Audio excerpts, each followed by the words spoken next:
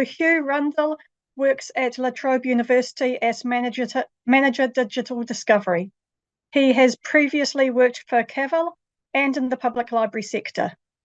Hugh served on the VALA committee for 8 years as an editorial board member within the library with the lead pipe and is a founding member of New Cardigan.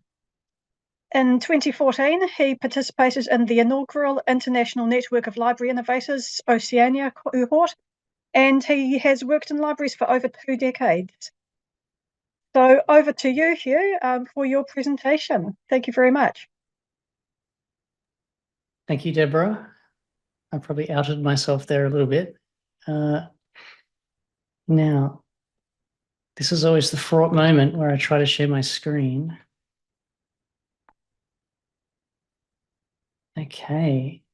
Deborah, can you see a beautiful river on your screen? It is indeed beautiful, yes. Excellent. I have successfully done that. All right. Hello, everybody. And good morning to those of you who are in the right time zone for that. I'm going to be using my keynote speaker voice today, which is similar to my podcasting voice, but slightly different. So, hello, I live in Naarm, Melbourne, just a short walk from the Birrarung, where it curves around in a series of turns, folding and looping back on itself. And even though I live in one of the city's oldest inner suburbs, the river is actually quite peaceful here. In the summer, herons dry their wings in the sun and lorikeets shriek as they zoom through the river red gums that you can see there. And on winter mornings like today, we get a low fog that hangs over the water. The place talks to me about the Wurundjeri people who lived on this river and this land, the mists and the birds and the red gums for tens of thousands of years. And traditional Wurundjeri culture, like the culture of other Indigenous people in what is now called Australia, is inseparable from the maintenance of knowledge and learning.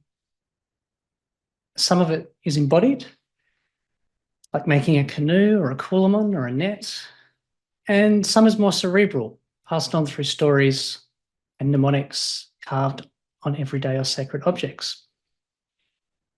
And some is experiential, like star maps and ceremony. So I also want to pay respect to the knowledge and the wisdom and the elders of the Wurundjeri and Indigenous peoples on all of the lands we're gathered on today, to those who lived here many years ago, to those who are passing on their knowledge today, and to the next generation coming, those elders who are emerging. Now, when Ella asked me to deliver a keynote address at this ANZREG conference, I was a little bit startled. It's a great honour to get to talk at you and hopefully with you today. Now, Ella told me I could talk about anything because you have opinions. And I think we need more opinions in librarianship. I'd love to provoke you to share some of yours.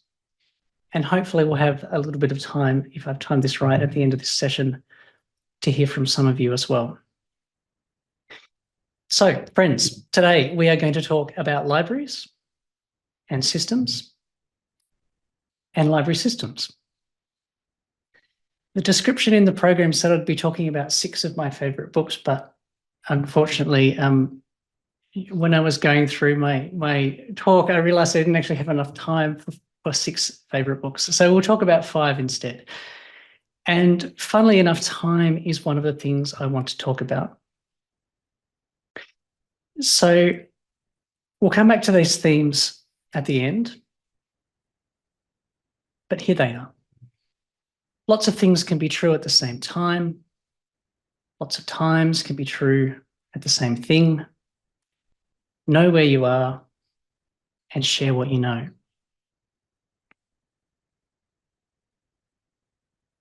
And our first book is Sandtalk. Tyson Yunkaporta is an Aboriginal scholar and founded the Indigenous Knowledge Systems Lab at Deakin University. His book, Sandtalk, really changed how I see the world. So I always want to tell people about it. But the thing about Sand Talk is that it's a book about Indigenous thinking that helps us to think through Indigenous thinking.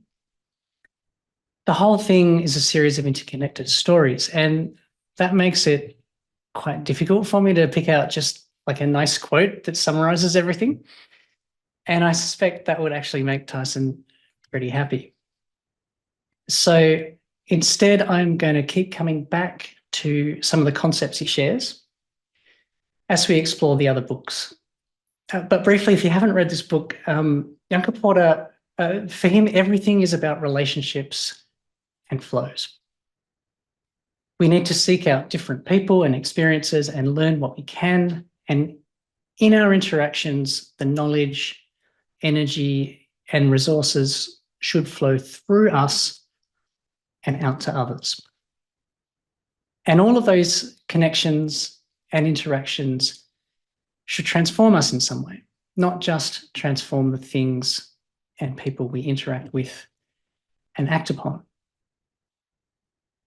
So in Sand Talk, there is also a discussion of time. In Indigenous understanding and many Indigenous languages, something can be both a time and a place. A time can be both future and past.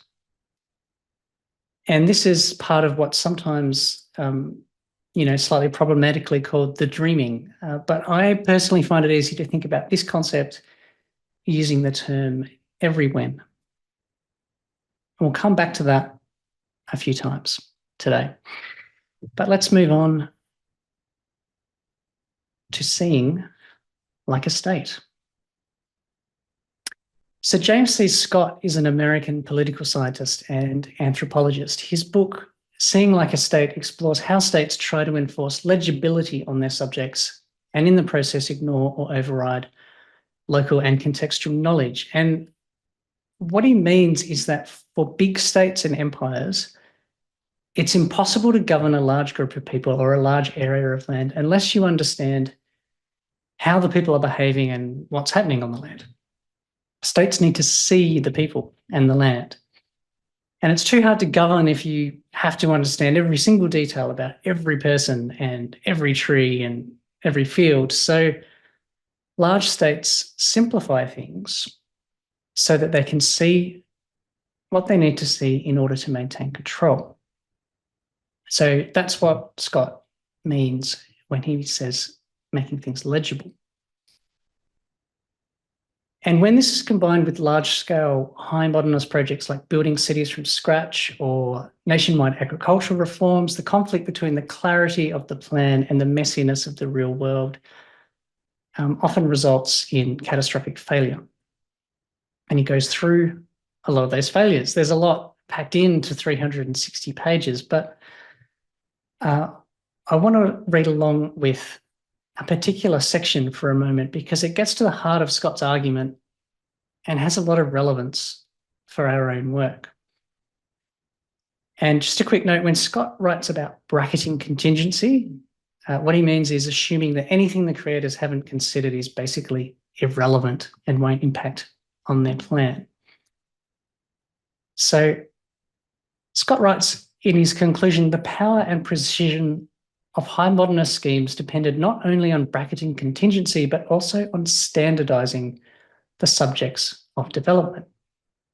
Such subjects have no gender, no tastes, no history, no values, no opinions or original ideas, no traditions, and no distinctive personalities to contribute. The lack of context and particularity is not an oversight.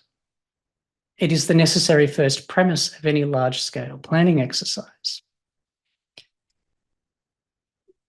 James C. Scott is writing here about huge state projects like the construction of Brasilia and the vast and catastrophic changes to agricultural and social life in Stalinist Russia. And at this point, you might be wondering why I'm talking about this book, but the reason is that I think there are lessons here for those of us working in libraries today as well. I see most theory in librarianship and much of its practice as fitting squarely within the high modernism that Scott writes about. After all, what is classification, cataloguing, and ontological mapping really all about, if not an attempt to render the messiness of the world legible, as Scott puts it? Every controlled vocabulary flattens reality into a list of predetermined categories and definitions. To an extent, it's inescapable, but we should at the very least be mindful about what perspectives we're including and which ones we're excluding. Most weeks, I think about how absurd it is that the overwhelming majority of libraries of all types in Australia and New Zealand use Library of Congress subject headings as the main or only controlled vocabulary in our systems. As if the interests and needs of the United States government are somehow universal and relevant enough that we don't need to bother thinking about what local people, local concepts, and local worldviews need in and from the collections we manage and the systems we use to tell the world about them. We all know how unhelpful it is to shelve physical items based on a classification system designed by an American racist sexual predator from the 19th century. Yet the Dewey Decimal System is the one thing most people think they know about libraries. And even when we genreify collections, you can usually scratch the surface and see DDC underneath. Whilst there's discipline-specific thesauri and classification systems, and there's been a lot of work happening in the last few years to add things like IATSIS headings and homosaurus terms, it would be very, very rare to find an original catalogue record in a general collection library that was built on those from scratch and doesn't use LCSH at all. And this kind of flattening vision happens all the time in other parts of our systems. In recent months, I've gone back and forth with a vendor in an ever more frustrating series of support tickets. And needless to say, support such as it is offered in the middle of the Australian night. Some of our students haven't been able to sign in to LexisNexis using single sign-on. And after some troubleshooting, it became clear that the problem was that the students in question all have only one name each. And the LexisNexis platform assumes that they have two different names, a first name and a surname. Now, when we pointed out this flaw in their system, LexisNexis insisted that we needed to change things at our end so that we sent them two names for each user. So LexisNexis sees like a state.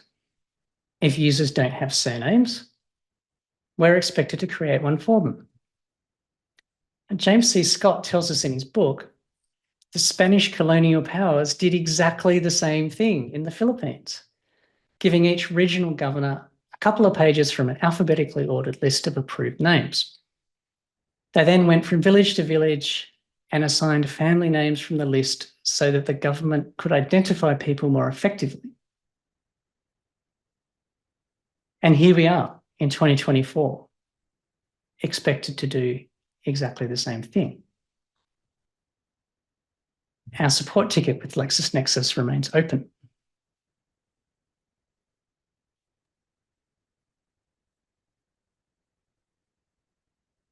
Now, this tendency to only see certain things was obvious when the State Library of Queensland launched their Virtual Veteran project just before Anzac Day this year. The Virtual Veteran is a generative AI chatbot trained on a selection of texts the library holds about the First World War. Now, unfortunately, the project team at SLQ had a hard time imagining the sort of people I immediately thought of when I first found out about it.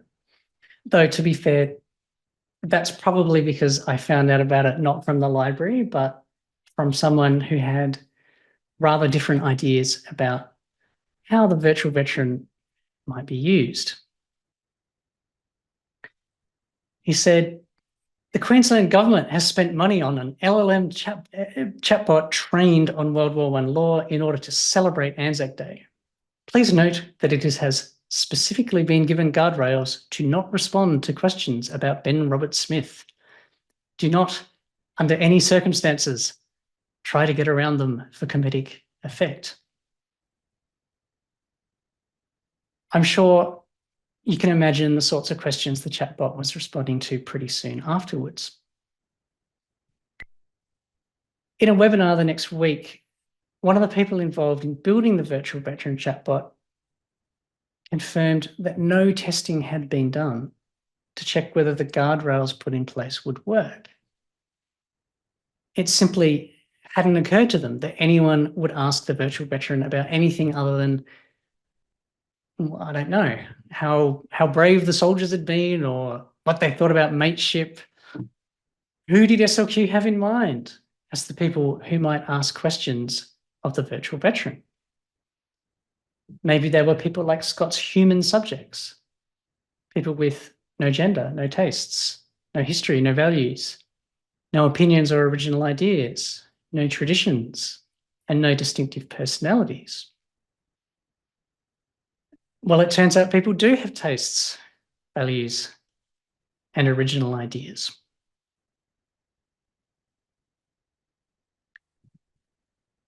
Despite claiming that Charlie has the, quote, persona of a World War I soldier, his responses have the blandly safe tone you might expect from an official government spokesperson. The bot was trained on the 12-volume Official History of Australia in the War 1914-1918, on newspaper articles from the time that were subject to government censorship, and on war correspondence donated to the library. Generative AI, by its nature, provides confident responses to any prompt based on the content it was trained on. When it was trained on the official narrative of a government that declared war in support of the British Empire, it's hardly surprising that the result is a sanitised imperial view of the world. What does Charlie have to say to Australians of Turkish, German, or Arab descent?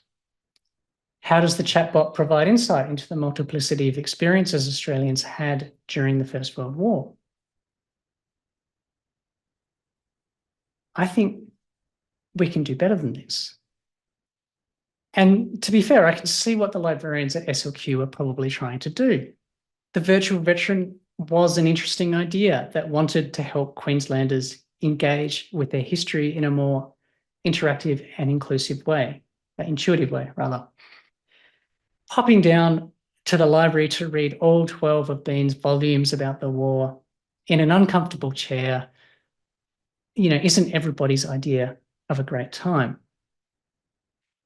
It might have worked with a different framing. The library could have been explicit about the absences and biases in the collection the chatbot drew from. There could maybe have been different personas to answer different types of questions, or even better, different personas to answer every question, each with a different perspective.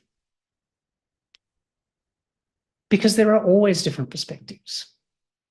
The one thing every historian agrees on is that history is contested.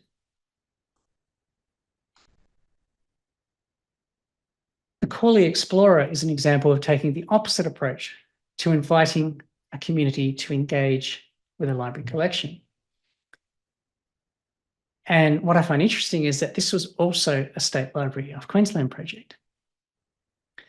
The Corley Explorer invites a multitude of overlapping experiences and histories into the library, contributing to the stories the library knows about its collections. Frank and Eunice Corley drove around the suburban streets of 1960s and 70s Queensland in their pink Cadillac. They took photos of houses, developed them, and then went door to door the next day to try to sell them to the homeowners. When 61,000 photographs from the Corley's basement were donated to SLQ, the library did something really interesting. The library didn't have much meaningful metadata for this large collection.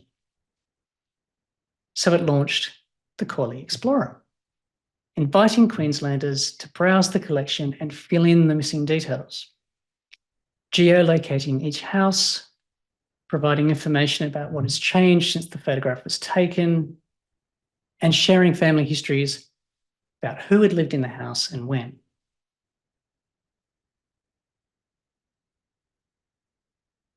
The Corley collection could have been a pretty tedious set of broadly similar Queenslander houses from half a century ago, and it wouldn't have really said much other than perhaps something about architectural history. But instead of that, SLQ now shares thousands of individual stories, finds connections between them, and maintains an ever-growing text for future generations to learn from. So the virtual veteran and the Corley Explorer give us an example of what James C. Scott calls seeing like a state, and also an example of how we might avoid it. In his book, Scott describes something I think is really important for us to think about as librarians. He writes that high modernism's simplifying fiction is that for any activity or process that comes under its scrutiny, there is only one thing going on. I'd really love to see more discovery tools like the Corley Explorer. And sure, you could describe it as a crowdsourcing project, but that really underestimates the work the Corley Explorer is doing.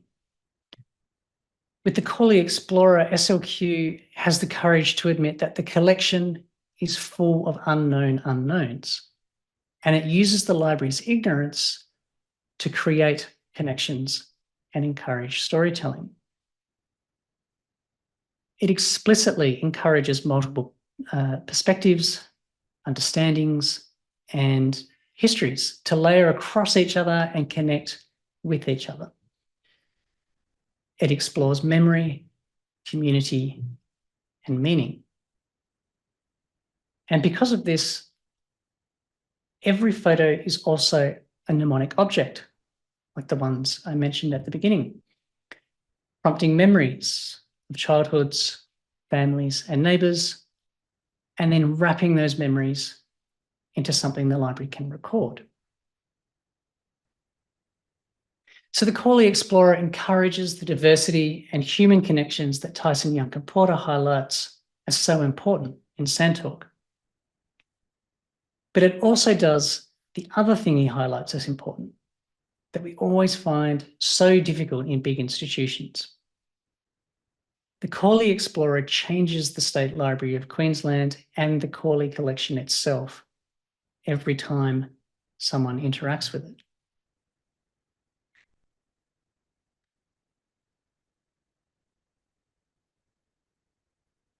So our next book is Spam. Finn Brunton's Spam, A Shadow History of the Internet, gives us some helpful ways to understand the weirder and more annoying things we encounter online. Brunton is now Professor of Science and Technology Studies at UC Davis and studies histories of technology and hacking culture. And he has a pretty capacious definition of spam. He says, spam is the use of information technology infrastructure to exploit existing aggregations of human attention. So that covers a lot of things, right? The book was published in 2013, but I'm going to show you a site that someone put together to show how we experienced the web in the 2020s, which I think really helps us to visualize what Finn is talking about here. So here we go.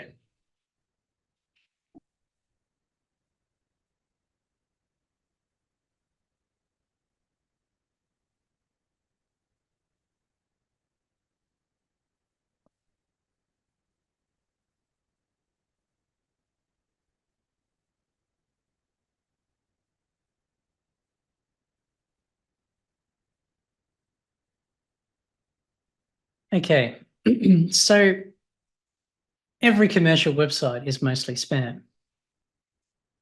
But let's touch on some weirder examples before I get into some things that are more specific to libraries. For something a little closer to libraries, we can observe the Amazon ebook store. Now, this problem is so old that Finn Brunton actually flagged it as an interesting new development in his book 11 years ago. But since then, it's expanded into a much more serious problem. Last August, author Jane Friedman published a blog post called "I would rather see my books get pirated than this." Now, what on earth could be so bad that a published author would prefer her books to be pirated? AI-generated ebooks listing her as the author being sold on Amazon. Friedman found at least 5 titles attributed to her that were obviously AI-generated.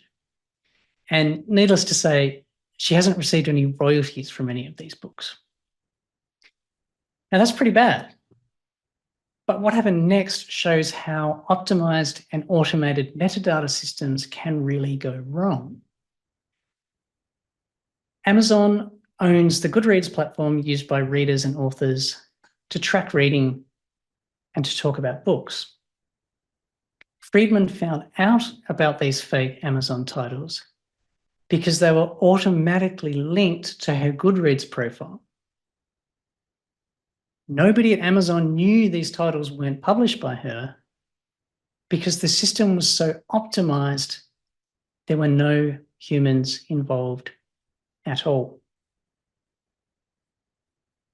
And Amazon's response when she complained: "Please provide us with trademark registration numbers." Demanding that authors go through the bureaucratic work of trademarking their own names before they take any action against robo-impersonation might seem callous, greedy, and irresponsible.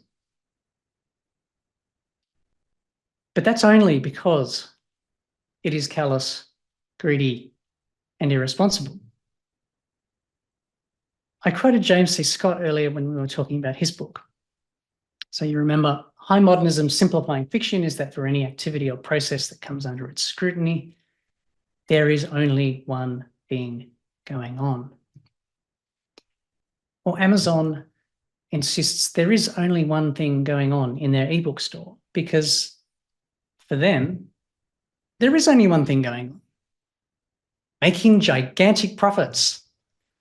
Anything else is just a price worth paying. And that's especially the case if somebody else is the one who pays.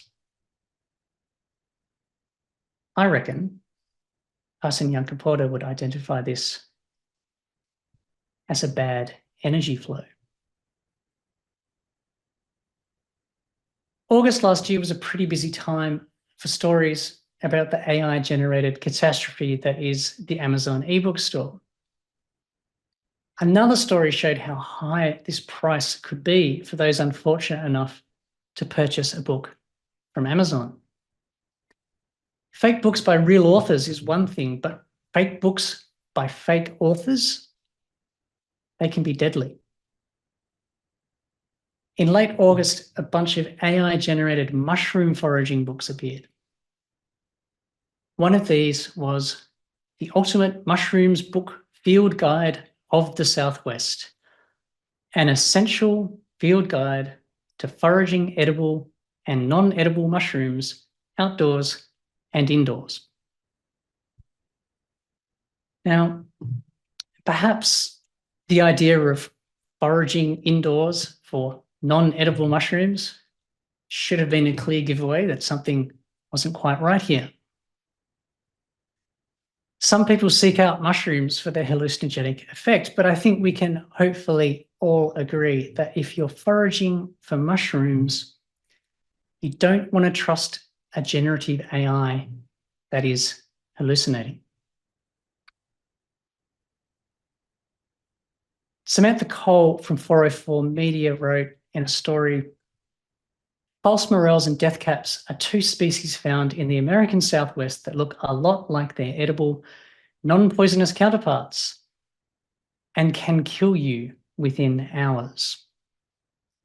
Foraging safely for mushrooms can require deep fact-checking, curating multiple sources of information, and personal experience with the organism.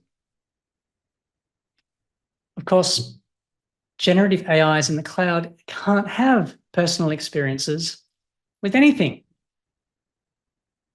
The right way to understand and share knowledge about wild mushrooms is to do it the way the Wurundjeri always have. I mentioned embodied knowledge right at the top, and this is an example of that. Sometimes you have to be able to observe something in its context, to smell the air and touch the ground, when reading it in a book isn't enough, especially when the book was written by spicy autocomplete. If we are going to call ourselves information professionals, we need to be thinking a few steps ahead about the consequences of short-term convenience. We need to think like a system. We need to think like a spammer. In his conclusion, Finn Brunton thinks about what it is that spam tells us. And he says, spammers push the properties of information technology to their extremes. The capacity for automation, algorithmic manipulation, and scripting.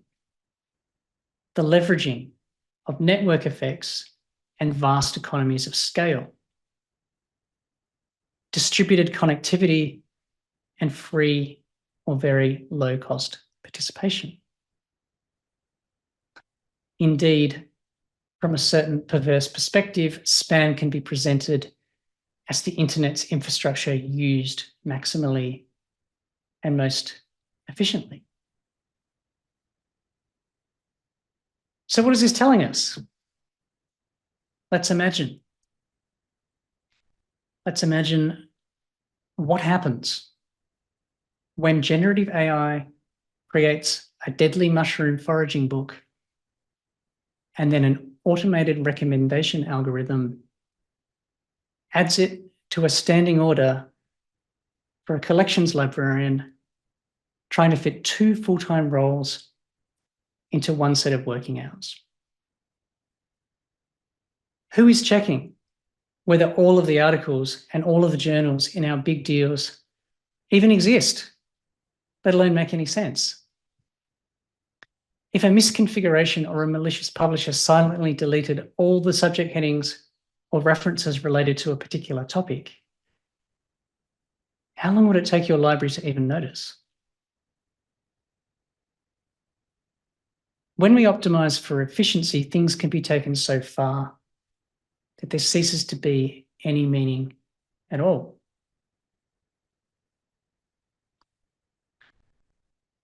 The people building systems that advise us to add glue to our pizza toppings, eat crushed glass, and drive into the desert aren't interested in context.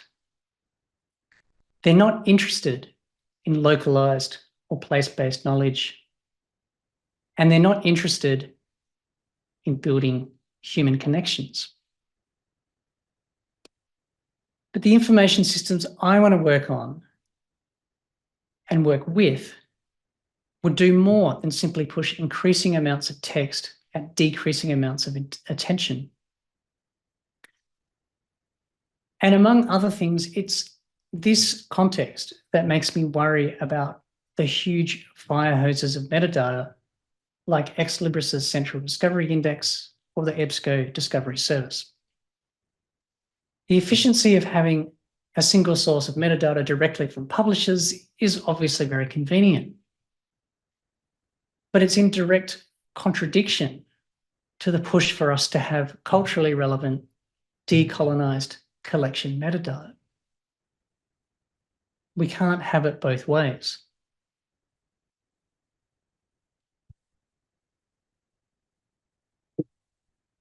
David Edgerton is an English historian and educator, and his The Shock of the Old is a history of technology in the 20th century. Edgerton makes the case that the history of technology in use provides a much more realistic view of how invention and innovation works, and particularly the highlights the importance of repair and maintenance. The British Library is an interesting case study, and although it doesn't feature in Edgerton's book, we can think with some of his themes to find some lessons for our own libraries. In October last year, the British Library was hit by a ransomware attack that knocked most of its systems offline for weeks and weeks on end. And some of these systems still are unusable. Now, when I speak about what Tyson Yunkaporta tells us about allowing interactions to changes, I just want to make clear this isn't what I'm talking about. The library's official incident review provides details of how the cyber attack came about, but the much more interesting lesson for us is what the consequences were. And apologies for the long quote here, but I think this is important. It said, "The library's vulnerability to this particular kind of attack has been exacerbated by our reliance on a significant number of aging legacy applications, which are now, in most cases, unable to be restored due to a combination of factors including technical obsolescence, lack of vendor support, or the inability of the system to operate in a modern, secure environment." A few key software systems, including the library management system, cannot be brought back in the form that they existed in before the attack, either because they are no longer supported by the vendor and the software is no longer available, or because they will not function on the library's new secure infrastructure. Aging legacy applications, technical obsolescence, lack of vendor support, no longer supported, software is no longer available, will no longer function on the organization's new infrastructure. Friends, does any of this sound familiar in any way? It certainly does to me. Like all other public libraries in the UK, the British Library clearly has been underfunded for the task it's been given responsibility for. But something I think has been lost in some of the commentary about this event is the extent to which this catastrophe was the result of a mismatch between the infrastructure needs of a national library and the commercial interests of software companies. The average lifespan of a company on the S&P 500 is now only about 20 years. Unless they're tech startups hoping to be acqui-hired, corporations want to do everything they can to make a profit for their shareholders today, because after all, they might be gone tomorrow. Libraries, and those of us who work within them, have fundamentally different priorities. For all the recent noise about libraries and progressive social values, librarianship is ultimately a very conservative profession.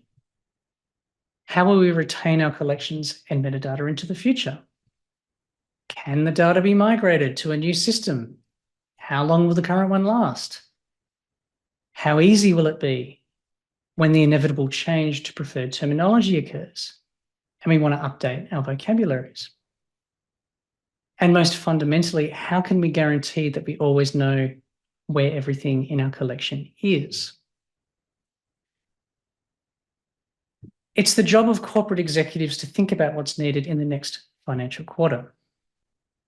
But librarians often need to think about what's needed in the next generation.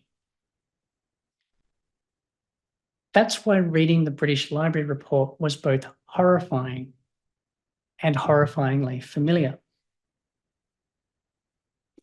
I could see exactly how they got into this predicament and I could visualize exactly the systems I'm responsible for that might suffer the same fate.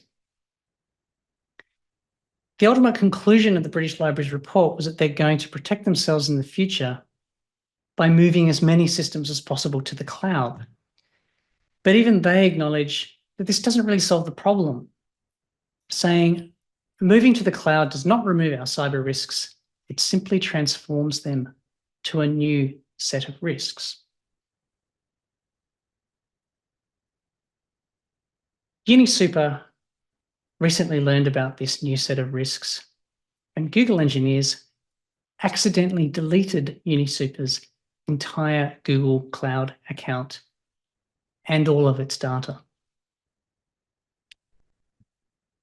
I predict that Google, Amazon, and even Clarivate will all be long gone before the British Library closes its doors for the last time.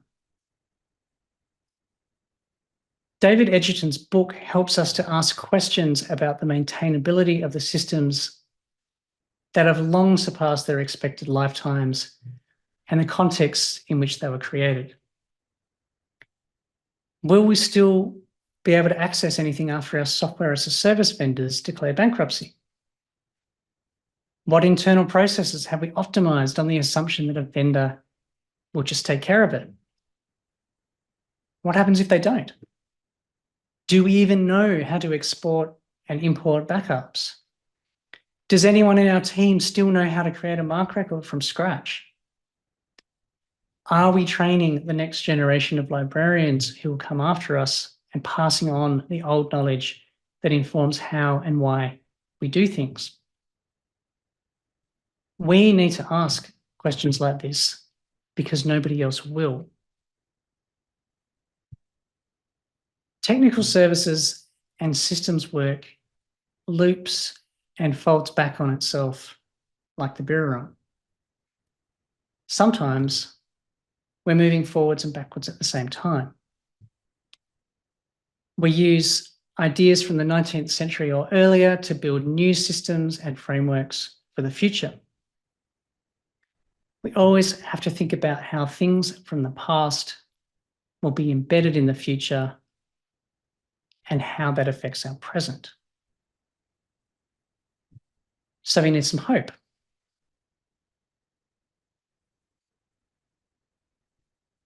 Rebecca Solnit is one of the most skilled essayists of the last century, able to see both the most exquisite details and the sweeping vistas of meaning they're part of. In her collection of essays, Hope in the Dark, she writes, "This is an extraordinary time full of vital, transformative movements that could not be foreseen. It is also a nightmarish time. Full engagement requires the ability to perceive both."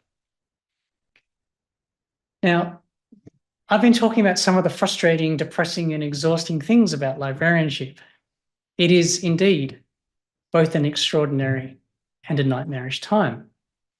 But Rebecca Solnit helps us to find a way forward.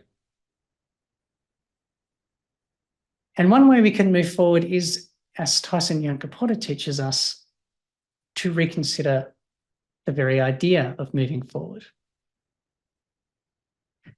The British Library systems were fragile and would be difficult or impossible to recover in the case of an attack or other misfortune.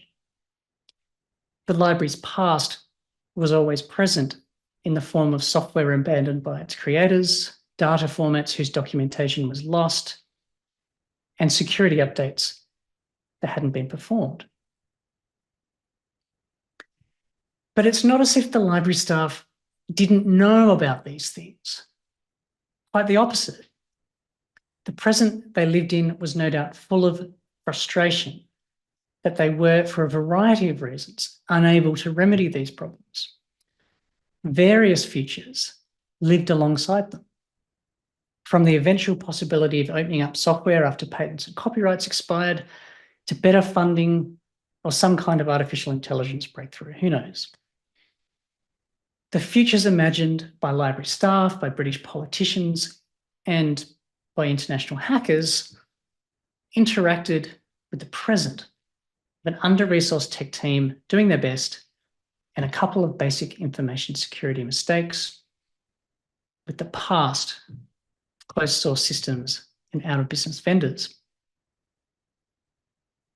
If we think in terms of spirals rather than straight lines, if we think of every when, then we can more easily understand that pasts, presents, and futures exist simultaneously. We can open our imaginations to new possibilities. David Edgerton tells us the history of invention is not the history of a necessary future to which we must adapt or die, but rather of failed futures and of futures firmly fixed in the past. We should feel free to research, develop, innovate, even in areas which are considered out of date by those stuck in passé, futuristic ways of thinking. So David Edgerton encourages us to ignore what he calls passé, futuristic ways of thinking. This is a beautiful phrase, but it also captures an approach I think librarians need to embrace more comfortably. In my introduction, we said I've worked in libraries for 20 years, and I've lived through a profession-wide panic based on fear of obsolescence. After a decade or more chasing the latest trends, libraries are now struggling to find people with the kind of deep knowledge about metadata and technical systems that you all know is crucial to running a large library and to any claim we have to being a profession. This is not a problem that can be solved through individual hiring decisions, because it's a systematic problem born of a failed future. We need to fix it together. Now, I would go further than Edgerton. I strongly encourage you to research, develop, and innovate, especially in areas which are considered out of date by those stuck in passé, futuristic ways of thinking. I've been as guilty as anyone else of venting my frustration by suggesting we should just burn everything down and start again. But we don't live in a perfect world, and frankly, we don't have the resources to start from scratch. We have to make the future while operating in the present with the tools we've inherited from the past.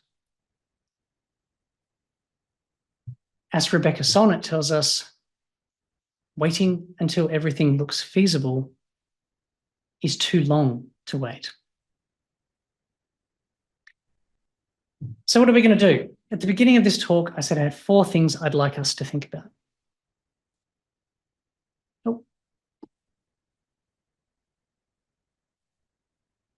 Lots of things can be true at the same time. Traditional library practice sees like a state, assuming there's only one thing going on. We need to continue to apply multiple vocabularies to our collections, expressing multiple worldviews. Linked data hasn't yet lived up to its promise, but it might help. However we do it, we'll need to be comfortable with the idea that these different ways of organising concepts and connections between things don't necessarily map neatly onto each other. Lots of times can be true at the same thing. Everything we do has a past and a future that are active in the present. Maybe multiple futures. Make time to write good documentation for your future self or the person who replaces you. They'll be incredibly grateful. Try to understand why things are set up the way they are. But remember, you don't have to keep doing things that way. Things that seemed like a good idea at the time maybe weren't. And remember that the time that things erroneously seemed like a good idea might be our time right now. Try to think about the consequences of your decisions in 5, 10, or 25 years. Maybe saving a few dollars this year could end up being very expensive. Know where you are. Central indexes can be very convenient, but we need to be sophisticated in how we use them. We live and work in Australian and New Zealand contexts. Our library collections and their descriptions should reflect that. Most of our institutions at least pay lip service to the idea that they need to be more culturally aware and to decolonise or indigenise. If that's going to happen, we need to be describing our collections in locally contextual, culturally appropriate terms. This isn't something where we can just press a button or tick off a project in a single annual plan. And it's only partially something we can solve collectively with agreed standards. It's a mindset, and it's an ongoing local responsibility. The people who allocate money and other resources in our organisations don't want to hear this, but that's the reality if we're serious about it. Now, alas, I don't have any magical solutions for this today, but I'd really like for us to keep talking about it and share ideas about what's working in your context. And finally, share what you know. ANZREG is a wonderful community that shares freely, but it seems to me that we could be sharing more ideas, tools, and techniques in librarianship generally. I encourage you all to be a little more brave. Send that dumb question to the email list. Publish that blog post you're not sure about. Post some code to GitHub. Say yes when someone like Ella invites you to give a conference talk. You're good enough to write a journal article, and you know enough to peer review a conference talk or paper. Tyson Yunkaporta quotes his friend Catherine Collins in his latest book, Right Story, Wrong Story. She says, when learning new things, we are trained to think, is this true or false? But it is so much better to think, when will this be useful? And also, when should I not rely on this? When will it fall apart?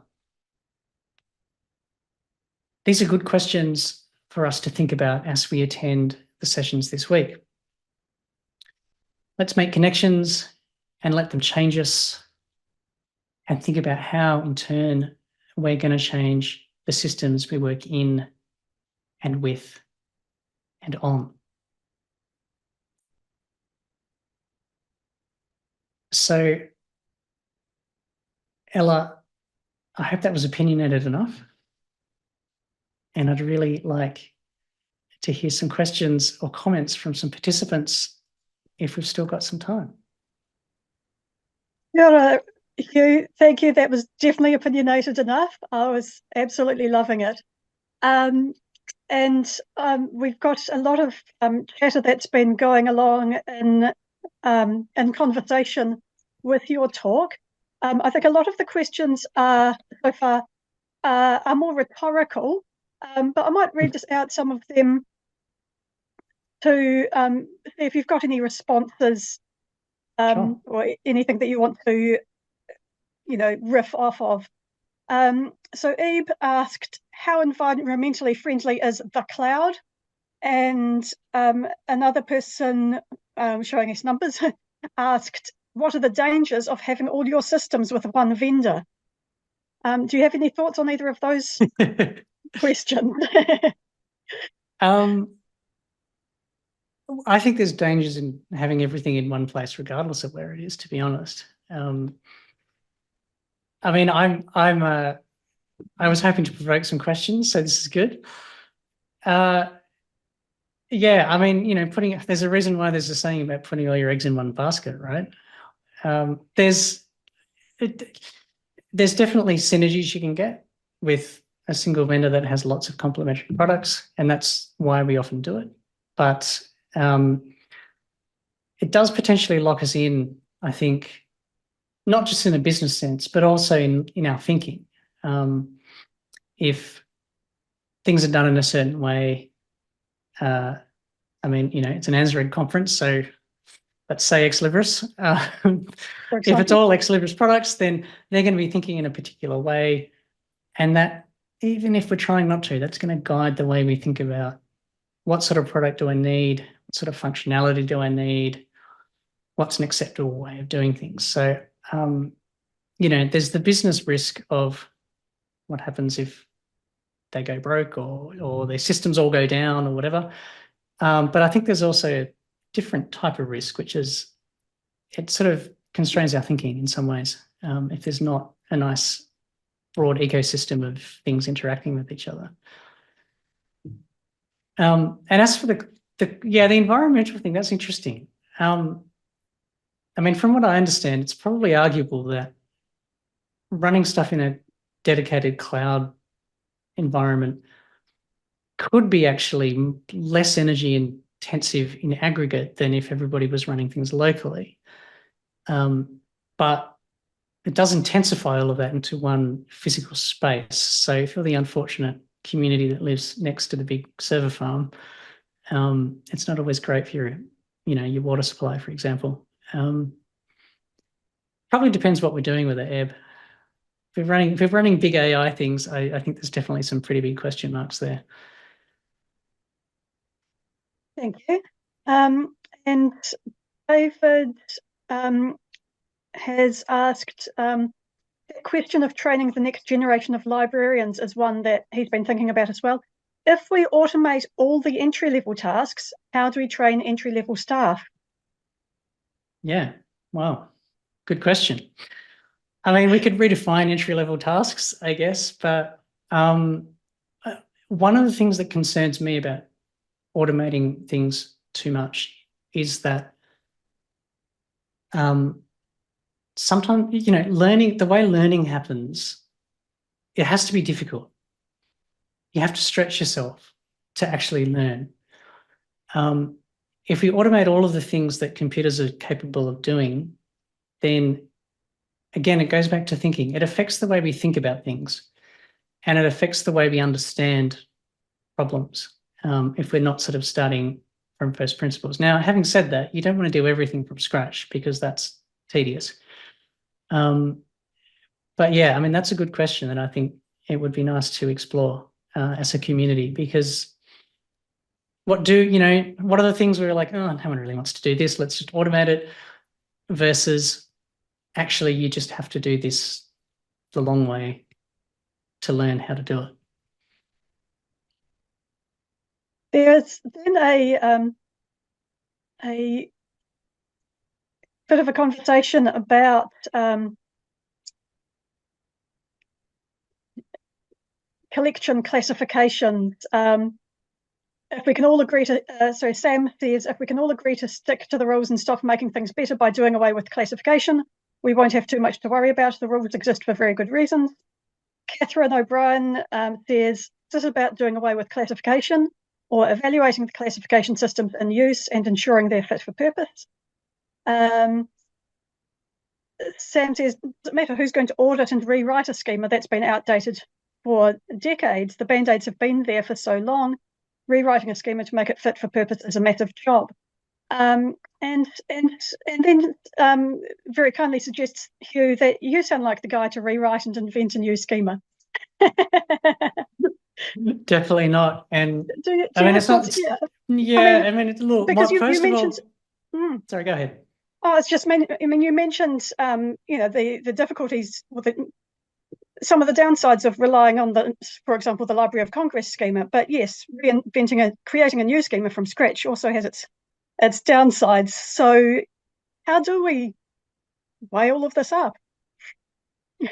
I don't know, but I think we should talk about it. I think, it's not going to be one person or one organization.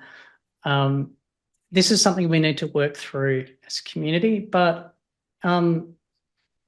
this is what I meant by, it's very tempting to say, let's just burn it all down and start again. But it's not realistic. We have to start from where we are. And it sounds like our chat has identified basically every single thing that we need to think about in this context. It's like who's going to do the work? Where do we start? Are we improving things? Are we replacing them? Are we just getting rid of them? You know, these are the big questions we need to grapple with. My feeling is that these conversations aren't happening as much as they should be.